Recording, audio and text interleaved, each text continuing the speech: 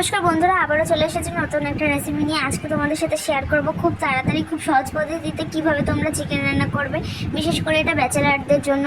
তো একবার দেখে নাও আর একবার অবশ্যই বাড়িতে ট্রাই করবে।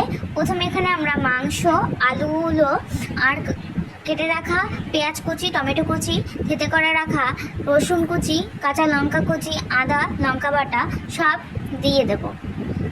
দিয়ে এখানে পরিমাণ মতো 1 চামচের একটু বেশি টক দই দিয়ে, তারপরে স্বাদ মতো লবণ, পরিমাণ মতো হলুদ, পরিমাণ মতো লঙ্কার গুঁড়ো এবং পরিমাণ মতো জিরের গুঁড়ো।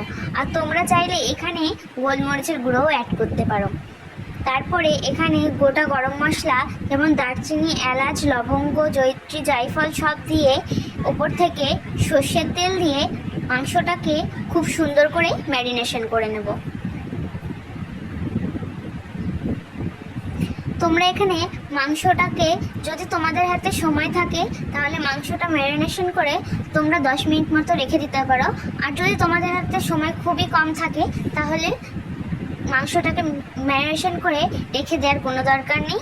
শুধু ম্যারিনেশন করে জল দিয়ে তোমরা ঢেকে এইভাবে রান্না করতে পারো। তো দেখো আমাদের ম্যারিনেশন করা কমপ্লিট। দেখতে কতটা সুন্দর লাগছে না? এবার এর মধ্যে আমরা এখন দিয়ে দেবো পরিমাণ মতো জল। পরিমাণ মতো জল দিয়ে প্রেসারের মুখটা আটকিয়ে এখানে আমরা 3টে সিটি দিয়ে নিয়েছিলাম। যেহেতু এটা পোলট্রির মাংস, 3টে সিটিতেই এটা গলে যাবে, নরম হয়ে যাবে। খুব সুন্দরই গলে গেছিলো দেখো। এবার আমরা আরেকটু ভালো করে মাংসটাকে ফুটিয়ে নেব।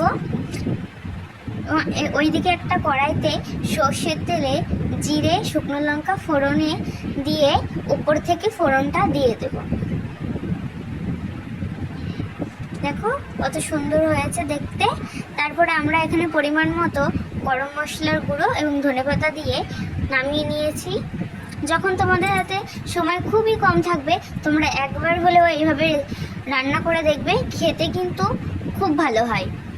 তাই তোমাদের কাছে অনুরোধ থাকলো একবার হলেও এইভাবে ট্রাই করে দেখো। ধন্যবাদ।